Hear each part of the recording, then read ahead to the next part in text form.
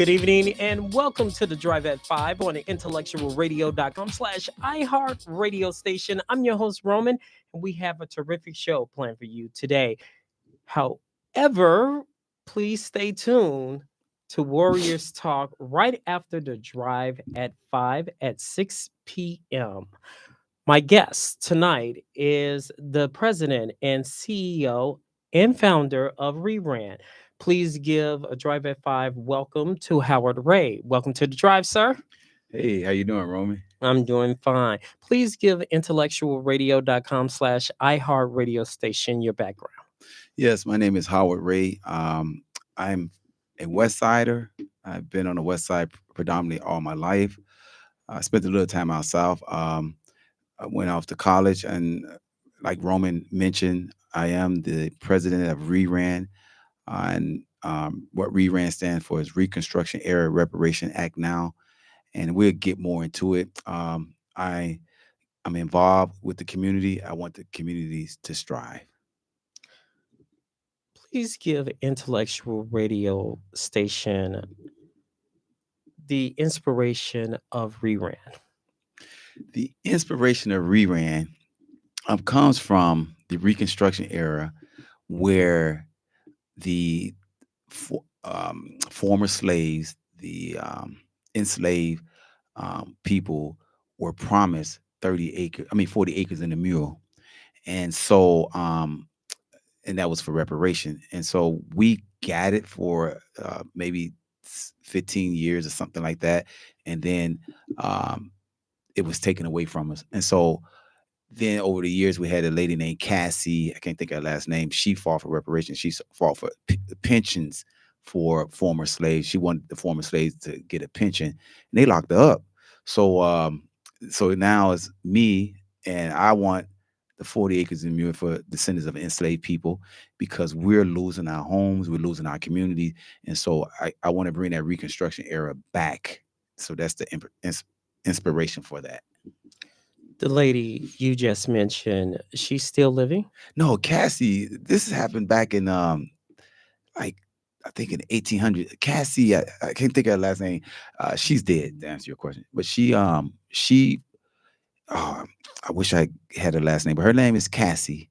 And what she did, she fought for all of the slaves that were still living to get a pension, and so what they did, they locked her up. And how they locked her up was that they said she committed mail fraud, because she was sending mail to people, and so they got on a bogus charge, and they locked her up, and she eventually died. Now, you have been very instrumental, and you was on the news. We'll get to that later recently regarding another matter, which we'll get into. You basically said offline that you have a passion about this, a passion about your people. Where did the passion come from? It just came from reading books, collecting data um, about our history, the good and the bad. And right now, the position we in now is not good. And I want to make us number one, because I've always wanted to be number one. I am number one when I do things. So I want everybody else to have that same mentality, to be number one as a group of people. Anything you do, be the best. Don't you find that's the problem, especially in the Black community? They don't think the same. They don't unite. How you find it a hard time to get people united together for this cause? It's very hard, because even though we all are Black or descendants of enslaved people, we're very diverse in thinking. We're a very diverse culture within our culture. And then we're brainwashed also. So that's killing us. That's $1 million question. How do we bring everybody together? The way I look at it, I work with everybody. I look at what everybody's mission statement is, and I'll roll with that. And there's methods. Everybody have their different method, but if their mission statement is to be the best, to have a better community, have better school system, have better housing, I roll with that. I can work with you, even though my agenda may be a little bit different. Okay, cool. We on the same page to get to there, and then once we get to that point, I feel like now we can navigate to what I want, to what you want. That's the big issue right Mhm. there. I'm looking at this maybe from a different cloth Mhm. than everybody else. I said on this show, why the black community must share every damn thing. Why do we have to share this, that, this, our community, give up this, take a back seat? And our politicians have the same mentality. Oh, we just get it on the next go round, Mm. and the next go round, and the next go round, and the next go round, every single time. So we're talking about unity here. How? Yeah. If people sit there and just basically, you know, just all right, just go ahead. Mhm. Go ahead. It's our community. Go ahead. Right. So, it's here's the deal with me. I want everybody on this planet to be number one. First of all, I want everybody to live well and be well. But our community has suffered for a long, long time. I mean, it goes way back. We are the true Americans because we don't know what we are. We may have been here already, and then we mixed in with the Africans when they were brought over. We don't know, but I can ask you where you're originally from. Only thing you could tell me is American. But we've been robbed of everything. So our community, we can't afford to really share anything right now. It's we're in a situation where we're But why would you say right now, as we speak, we cannot afford to share anything? Please elaborate. because we have nothing right now. We're losing our homes, we're losing our schools, we're losing our community. They just dropped like thousands of bodies. What I mean by like migrants, immigrants, whatever you want to call it, in our neighborhood. Our resources being depleted. So right now we need to be quarantined as a group of people and fed resources. Just like if you're sick in the hospital, if you're sick, you go into a quarantine. Then they'll bring you the resources till you get well, and then they'll bring you back into the society. Right now, we're a sick group of people, especially here in Cook County, and we need to be all the resources we can't afford to share right now. All the resources need to be given to us because, and then once we get to that status or that position, now we can go back and go among the rest. Because right now we're losing everything. We're that 34% housing ownership when we had almost 80 to 90 at one time. Now we're down to 700,000 uh, um, blacks in Chicago. We I don't call it migrate with us. I call it exodus.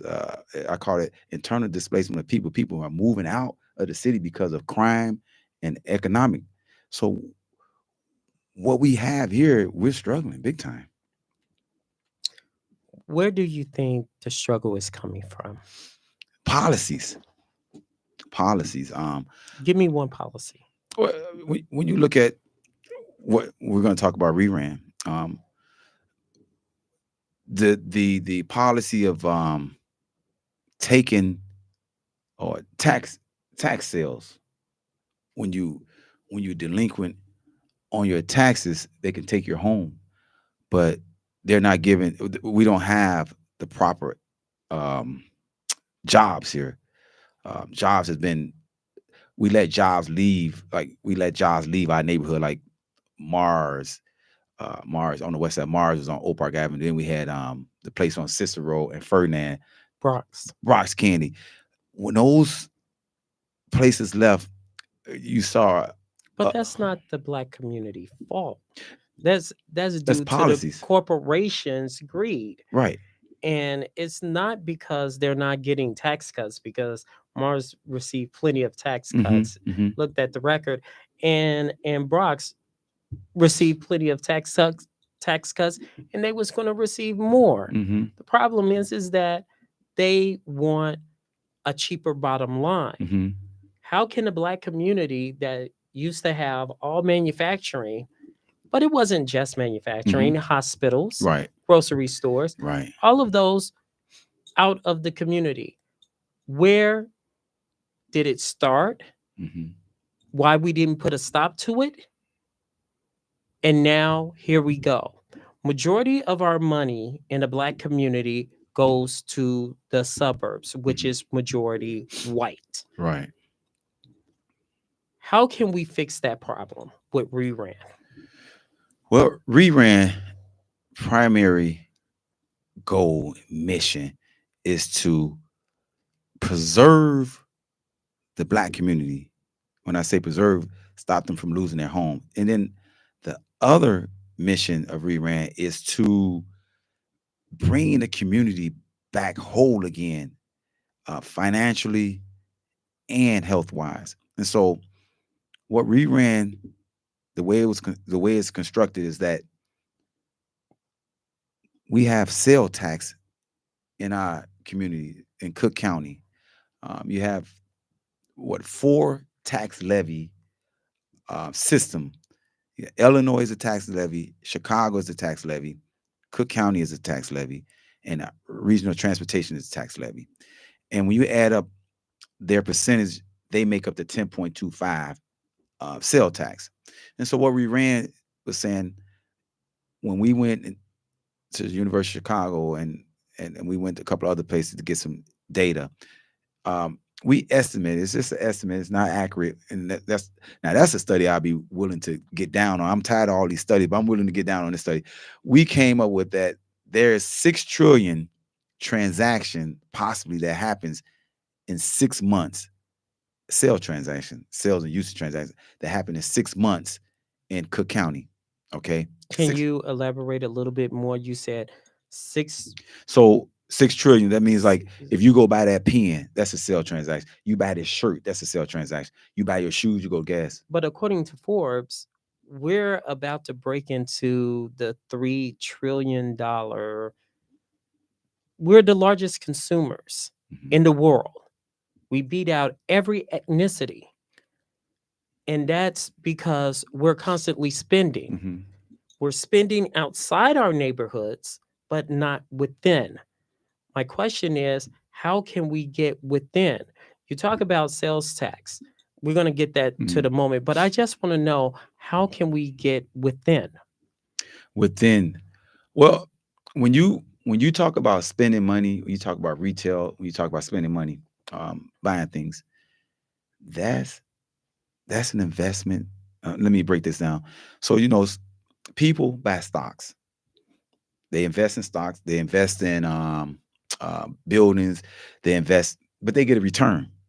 When you talk about our community, we invest in retail. We invest in everything. Even when the economy was down, we still was spending. But Even with COVID. even with COVID, we still was spending money. But for some reason, like you say, we did highest gross, highest spending. But some reason that we don't get a yield from spending, even though we have kept the economy up. So when it comes to sale tax, that's where we're saying, give us the 3 cent CENTS back, because we're spending money. Give us 3 cent on that 6 trillion transaction that's going on in Cook County, and that 3 cent and 3 cent times, I mean 3 cent and 6 trillion, that's $180 billion. But do you really think our leaders going to do that? Even the black leaders are really going to say, give us the 3 cents. City council. That's why we. City council, Mhm. I'm just going Yeah. to say this. City council have given the migrants, and I said it on this show, $9,000 Mhm. every 6 months. And they still get $9,000 every 6 months. That's our money. That is our money. how can you, at first, when it comes to reparations, Hmm. before the migrant situation, they said we don't have enough money to cover every single black person that was affected by slavery or ancestry. We don't have the money. We don't have that type of money. You do. Now we know they do. They do. What is the answer now that they do? You're saying 3 cents of a dollar. I mean, after No, we no, no, spent no, not 3 cent of the 3 cent of the sale transaction. 3 cents out of So the so sale so the sale transaction. transaction. Let's say the transaction. Let's say your sale that you after you pay for your product. Let's say your sale tax is like $2.20. So what we saying, take that 3 cent from that $2.20. Now it'd just be $2.17. The 3 cent would be reallocated towards that. Not In essence, it's almost like developing a TIF. you could, yeah, you could say that, if that's how TIF works. If that's how TIF works, yeah. I thought TIF was a little bit different, but yeah, okay. But the problem with that, Hmm. some people in the community, I mean, I'll just name Austin. Hmm. We have areas where it's food deserts, Yeah. and we shop at Pete's. We Hmm. shop in Oak Park. Right. And Oak Park is building. They said, "Come on, we want Yeah. your money. They taking out 3 cent. Come on, we want your money." Right. But they don't want to deal with us. Yeah. My question is, how can you convince the politicians to go along with the 3 cents? Well, here's the deal. A lot of people have the Confederate. I hate to say it. They had that Confederacy mentality. So we do have a so-called democracy. We have to do it politically, and we have to take it to Springfield. So the way we tried to deal with it, we went out here in the past, this past summer, and we tried to create a referendum, but we needed 100,000 signatures. And so what we were trying to do, we were trying to get those signatures, and then we were going to submit them um, for this election coming up November 5th, and then hopefully we would have got uh, a lot of people that advocate for that, and then we would have got that on a ballot, and then they would have voted on it, and now we could have taken that advisory referendum and sent it to Springfield. And now at that point, there is a clause in our Illinois Constitution that says we must preserve the black community, the black people in Illinois. So we can use that petition, that advisory, and try to get 3/5 of what we need to get to Did ratify. Brandon Johnson read that? Well, um, I, I sent it to different places. I don't know if he got it. I can't say, I can't confirm or deny it, but he knows about it from what I hear. He And doesn't so, act like it. yeah, and Priska knows about it too. Governor Priska He knows about it. doesn't act like it. So that's what we were trying to do. Get it, especially just on a local level, even in Cook County.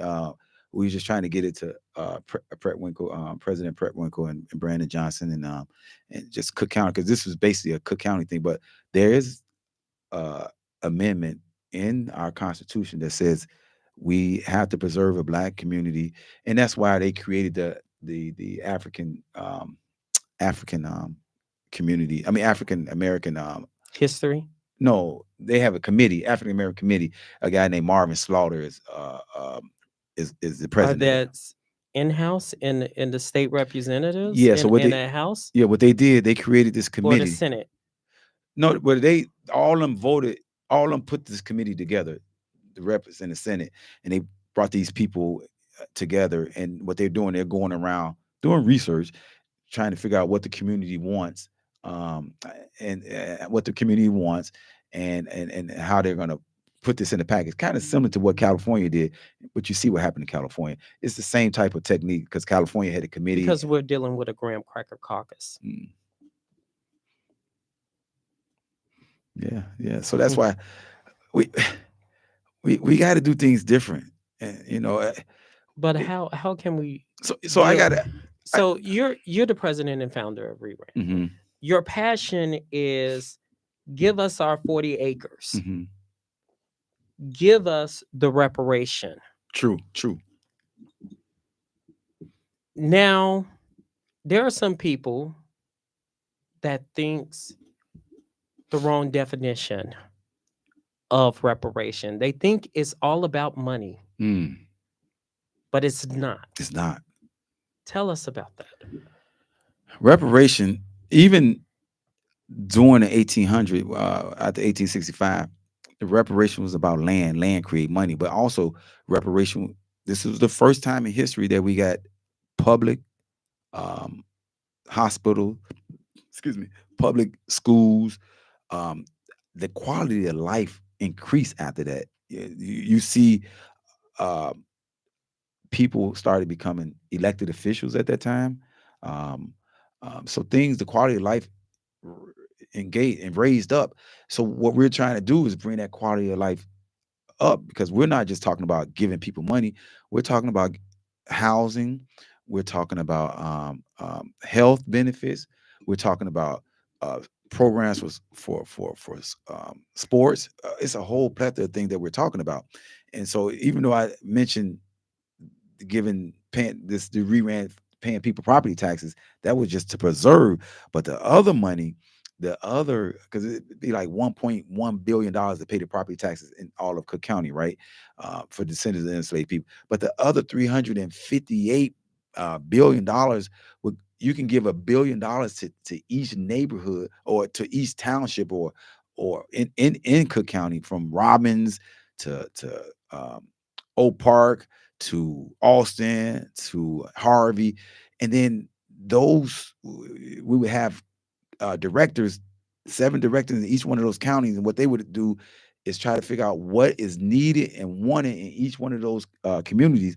And now you could take that money per year and build maybe 2 rec centers and a hospital, whatever the case may be. This would be going on for 300 years. Now you building a better quality of life. Now you becoming economically strong. Because one community may say, we just only want money. So that community would get money, And it's not, when it come down to what we're saying, building this and building that in these different communities, other people are gonna benefit it from anyway. Because when you build a rec center, we're not gonna tell the little Latino kid, the little white kid, y'all can't come here. This is done by rerun. No, everybody benefit from it. But you may see more Malcolm X pictures on the walls. You may see Martin Luther King. You may Shaka Zulu. But anybody's welcome to come in there. When you talk about that, Hmm. what immediately hit me Yeah, in the head was do the right thing. yeah. All started no blacks on the wall, but blacks keep on purchasing this Italian pizzeria every single time, and there is not one black. What if, let's say you're right. Some people would say you're not catering towards a Latino. Hmm. What would you say? If it was just all blacks on the wall, Hmm. I mean, listen, this is this has to be intentionally for us right now, because our moral, our we're again, we're sick people, so we need some uplifting. We need to create our own propaganda. So I would say, look, you guys are more than welcome to come here, and you guys need to learn this history too. When I talk to my white counterparts or my Latino counterparts, they don't know history. They don't know the black history. They don't even know their own history. I was talking to a Latino person, Mexican, right? They don't know President Guerrero, Vicente Guerrero, was a president who freed them out of slavery against Spain in the 1800s. And guess who Vicente Guerrero was? He was a black president. That's why they say Obama is the second black president in the northern hemisphere, because he was the first one. They end up, the Italians in him. They end up tricking him, and he got on the boat, and the Italians killed him. But this is the history that a lot of people don't know. They don't know about the Haitians, how the Haitian created this the South America, the Venezuelan.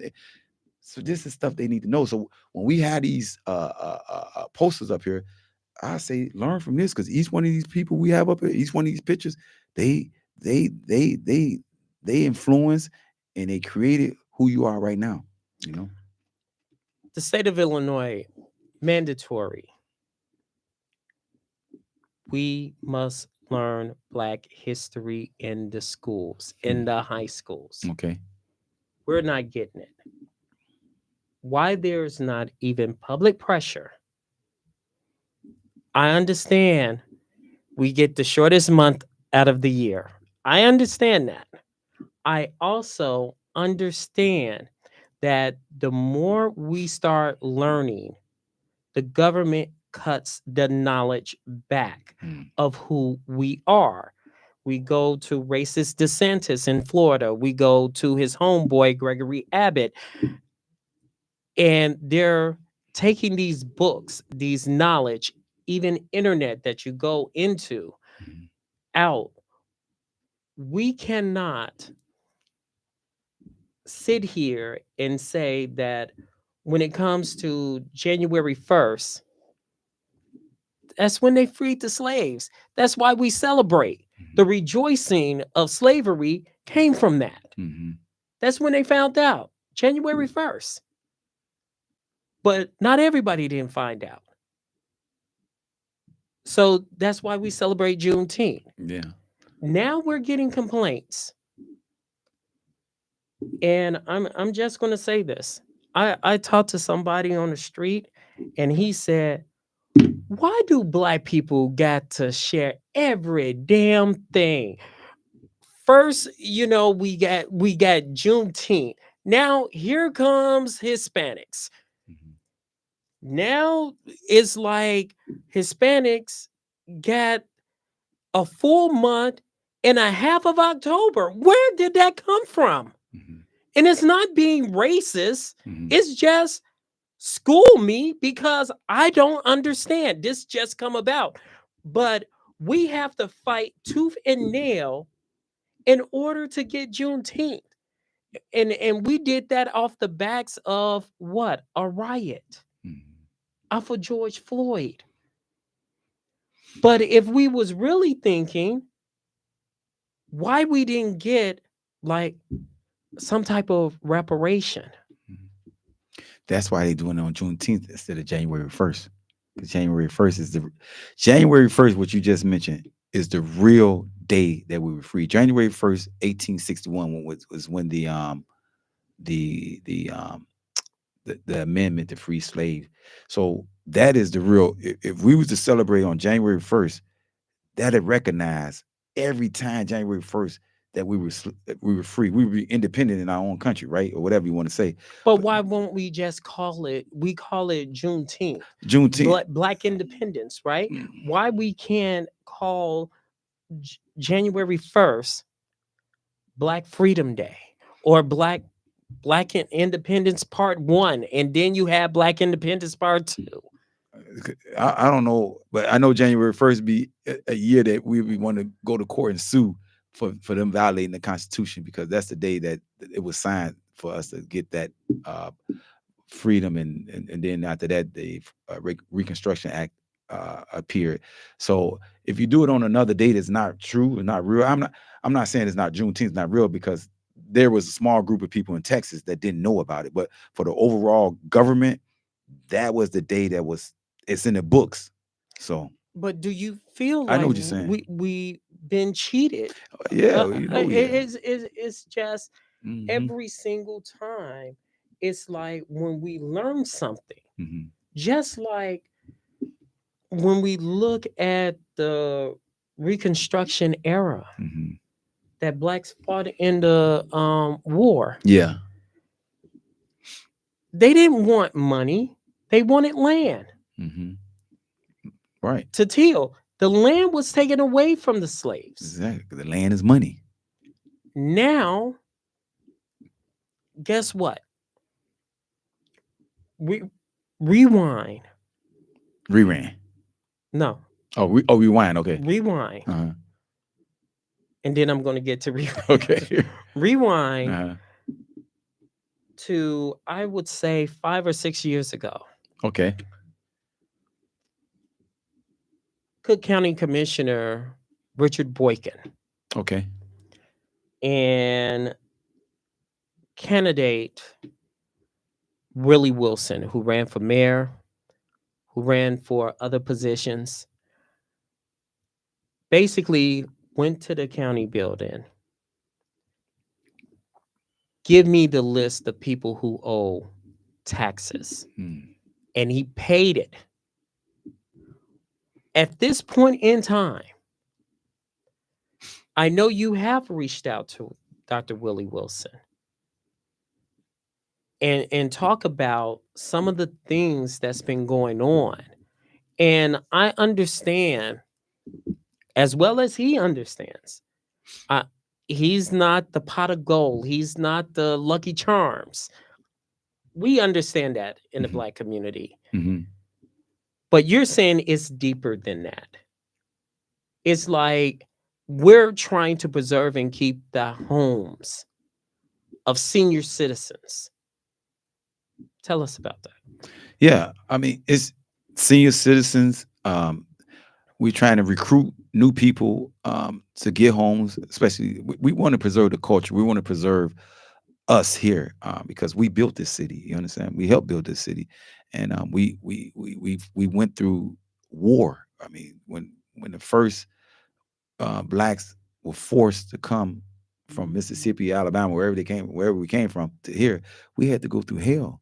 We went through economic trickery. So um, we we're here to preserve the seniors. We want the seniors to keep their homes because if the seniors lose their homes, then we don't have generational wealth. Because, like you said, you're having a seminar coming up about trust, getting trust and wills and things of that nature. A trust is a key to preserving the home and passing on to your loved ones or someone you think is competent to keep keep the house. This is what we call generational wealth. But if you take from our seniors because they don't want to own property right now, a lot of them still own property, and it's gone, then the young ones have nothing. They have nothing. So now we're renters, and I'm going to interject. yeah. Okay. And the reason I'm going to interject Hmm. is because there's some seniors that I know, Okay. good business, Yeah. flourishing business, good business, Hmm. good home. In the son's or daughter's name, Hmm. they said, I do not want it. Hmm. I don't want to take over the business, Pop. Too much stress. Why we're not educating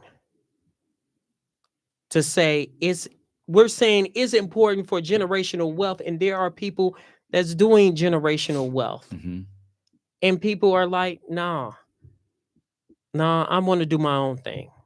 I want to be left out the family business. I don't want this type of house. I want another house. Well, I'm comfortable in an apartment. This is the reality now Right. that we are facing with in the Black community. How can we switch from that negativity? And even though you mentioned the seminar, it's pulling teeth off of Miss Johnson and Miss Jones saying, I want to give this to my grandson.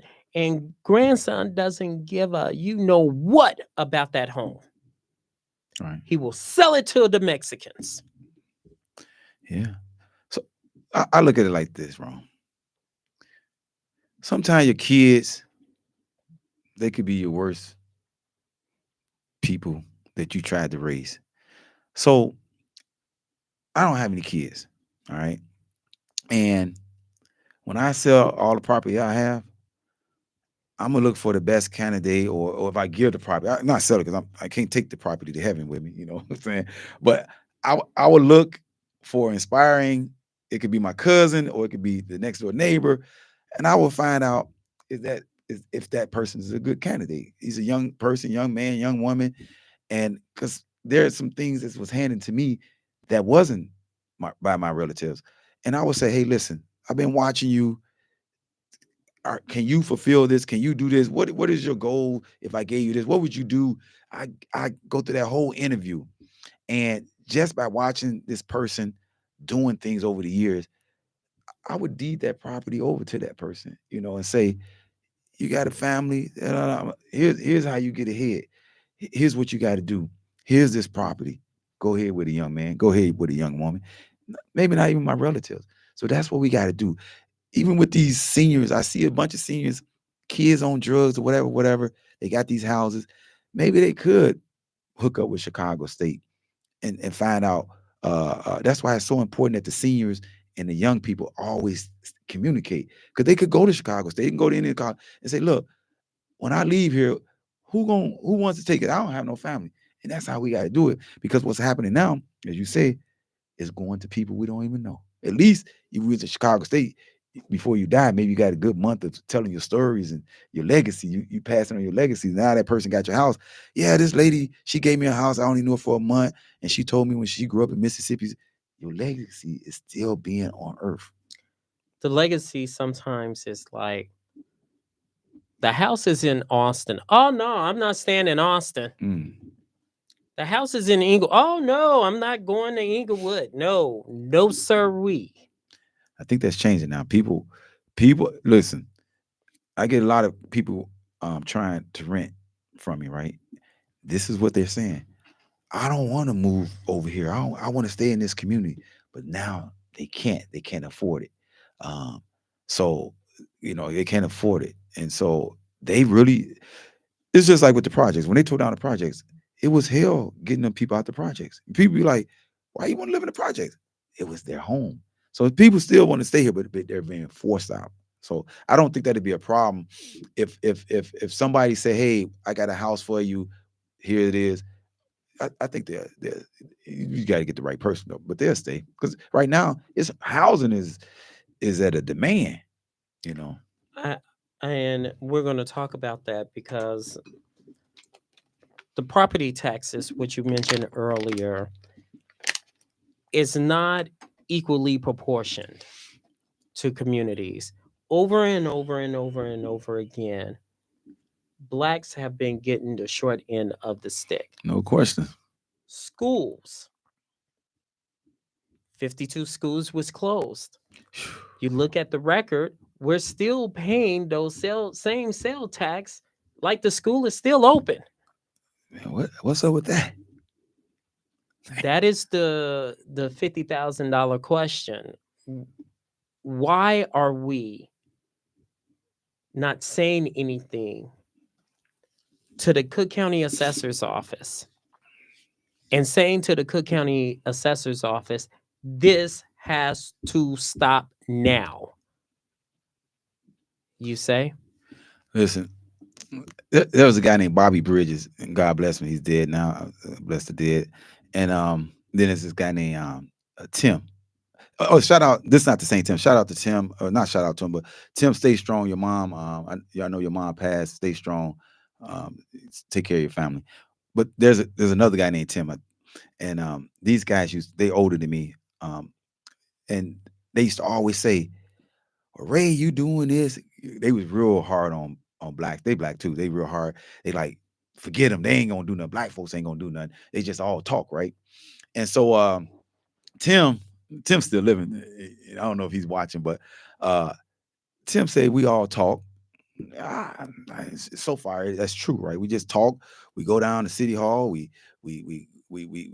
go here on Madison. We just talk. We say, man, they ain't doing nothing for us. We don't have a plan of action that's worth putting together. We should have one. Let me tell you something. Montgomery, Alabama, they did a boycott on busing. Successful. They changed the whole rule. Black people could sit in the front now. But I wish the black folks just boycotted and then got their own busing company. But that's neither here nor there. But they did.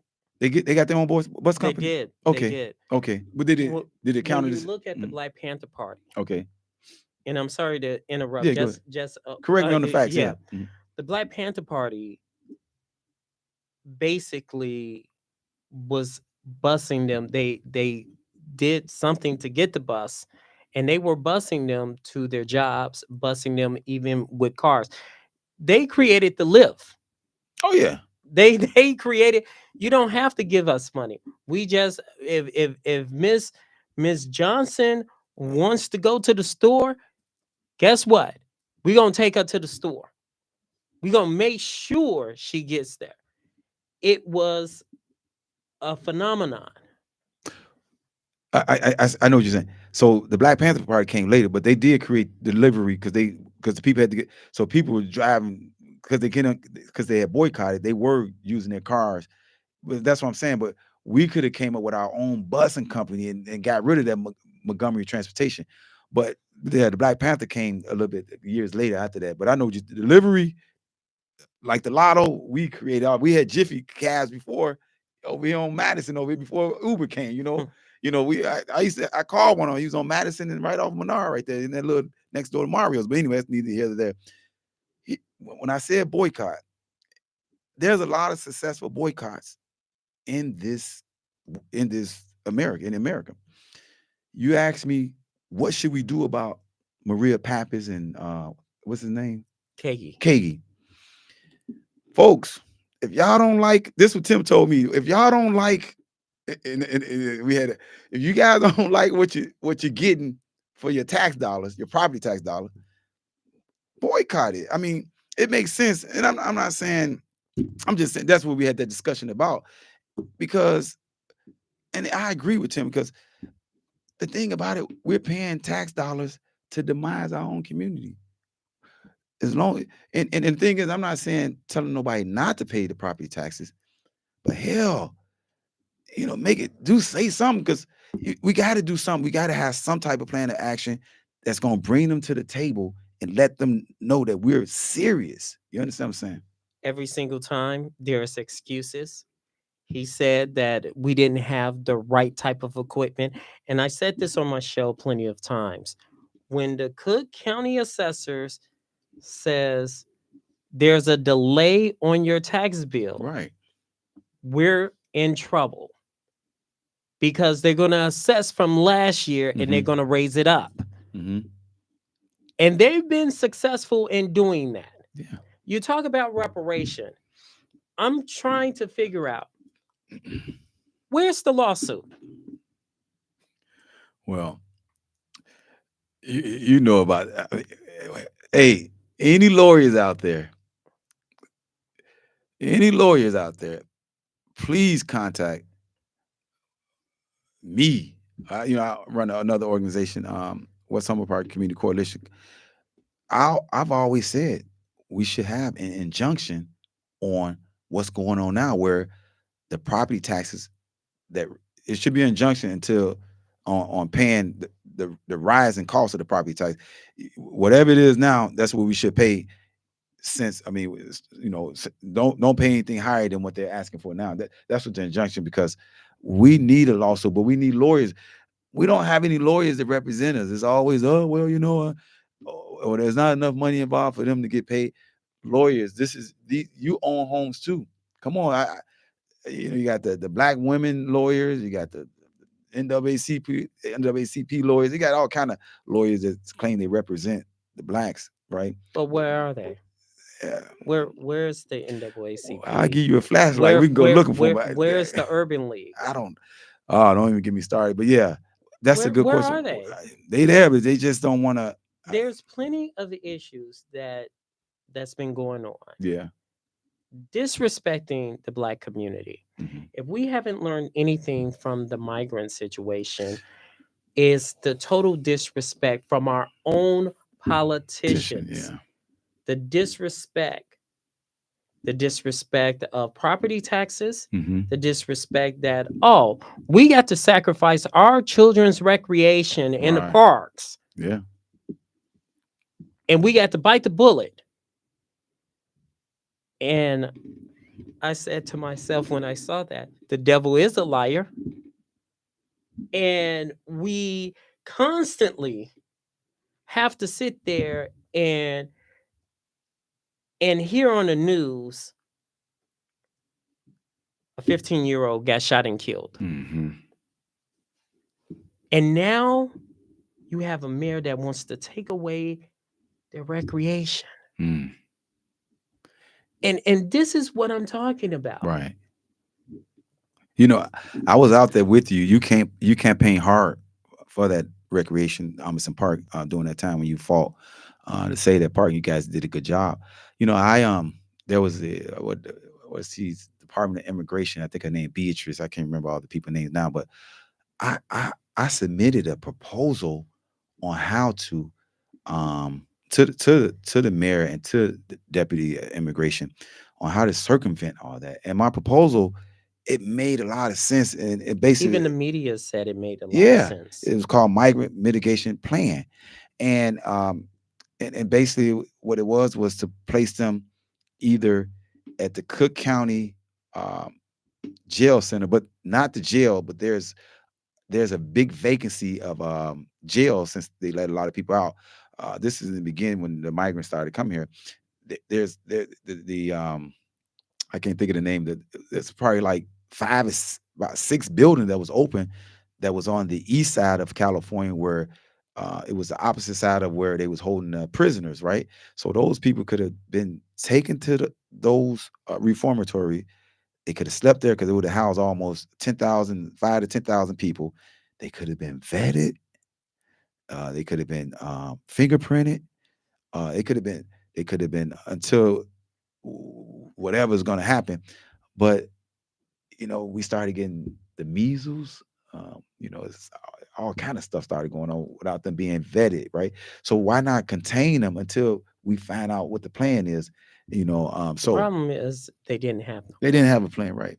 And then you wouldn't even had to spend all that money with that organization that was getting like what they was charging $180 an hour. Don't quote me on the numbers, but what was the name of it? Sunshine, who It they was con- a Hispanic organization, or they and contracted from and and Colorado, right? and this Hispanic organization literally charged the city $35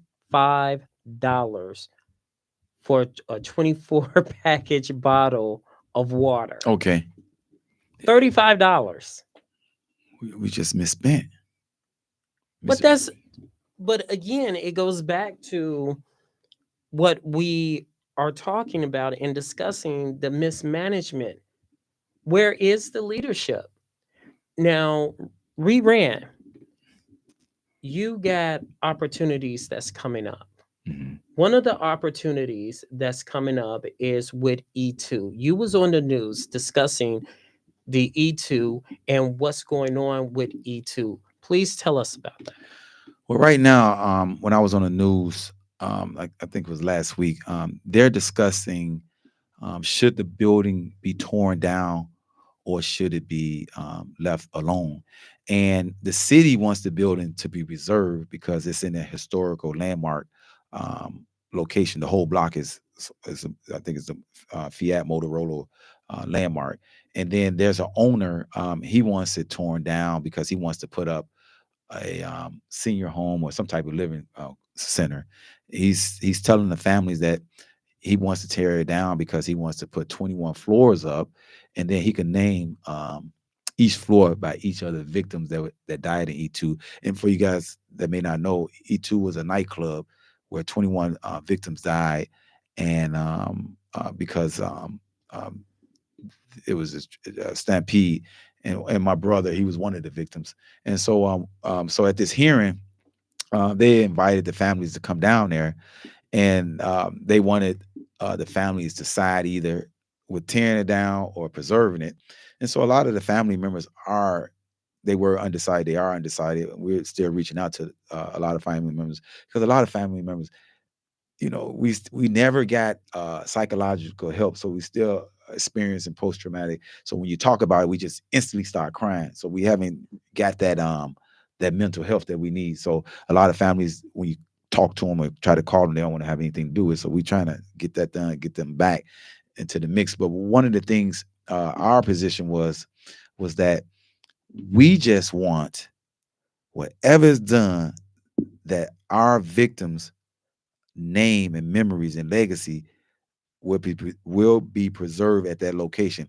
So one of the suggestions that we suggested at the hearing, which a lot of people didn't hear on the news, was that there should be a benefit, financial benefit, and also a stationary benefit where maybe we have a memorial, and then the financial benefit, whatever business that comes to that location, for every dollar that's generated, we want, the family member want, the community want, whatever percent that's agreed upon be donated or to be reallocated to what we call the E2 Financial Center. And what that is it'd be a center where um, the victims, they want, spiritually, I know this, they want our communities to grow. And so what they told related to me was, get this done, and every dollar that's generated, we get a percentage out of it. Then when the community or family members or whoever wants to come and get a loan to start up a business, it could be you want to open up a landscaping business, you need $20,000, you would get that loan at a low interest rate, because the banks, that's another problem. The banks aren't serving our communities, right? And so you can get that loan, and a term limit would be whatever is negotiated, and now you can open up your business and replenish the money back. So that's what we want, and that way, now the legacy is continued, because that person, how you get the money to open up your business. Yeah, the E2 Financial Center, they gave it to me because those young people, they died, and they giving back. So that's how legacy is. Legacy is very important. So that's what we want. If the building is torn down, we still want our names, our family names to be preserved. If the building is kept up, we still want it. So that's our position on that. To be continued. Thank you so much. Please give intellectualradio.com/iHeartRadio station how they can get a hold of you and contact if they want to know more about reran reparation and what you're doing with E2. Yes. You guys could, if you want to, go to the website reranforblacks.com, or West Humboldt Park Community Coalition .com. Well, it's West Humboldt Park Amazon Community Coalition. We didn't even get into that though. West Humboldt Park Community Coalition on Facebook, and reranforblacks.com. You can go on the website, and then my name is Howard Ray. You can actually call 224-370-1242, and you can reach me there too. All right. To be continued. Don't be a stranger to the Drive at 5. Thanks for having me. To Earl Winfrey, our executive producer, Wanda, who's behind the scenes. You guys have a wonderful week.